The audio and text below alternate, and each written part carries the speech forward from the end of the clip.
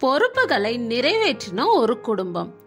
சகரியாவுக்கும் எலிசபெத்துக்கும் தங்கள் பிள்ளையை எப்படி பயிற்றுவித்து வழி நடத்தணும்னு தெரிவிக்க பரலோகத்துல இருந்து ஒரு தேவ தூதன் அனுப்பப்பட்டாரு. தேவனோடு அவங்க இசைவாக செயல்பட்டு இயேசுவின் வருகையை அறிவிக்கும் ஒரு மனித தூதுவனை அவங்க ஆயத்தப்படுத்தினாங்க. பெற்றோர்களாக அவங்க தேவனோடு உத்தமமாக ஒத்துழைக்க வேண்டியிருந்துச்சு.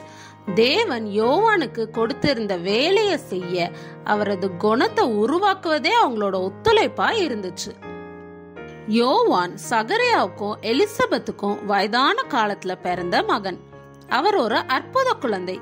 தேவனுடைய ஒரு விசேஷ வேலையை செய்ய வந்த குழந்தை என்பதால தேவனே குழந்தைய பார்த்து கொள்வார் என்று அவங்க முடிவெடுத்திருக்கலாம்.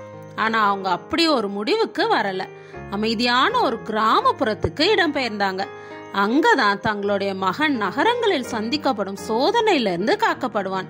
அதோட தன் பெற்றோர்களின் வார்த்தைகளுக்கு கீழ்ப்படிந்து நடக்கும் ஒரு சூழ்நிலையும் அது அமைச்சது. பிள்ளையிடம் இருக்க வேண்டிய குணாதிசயங்களை வளர்க்க தங்களுடைய பங்கை செஞ்சாங்க. தேவன் யோவானுக்கு வைத்திருந்த திட்டத்துக்கு இது ஏதுவாக அமைஞ்சது.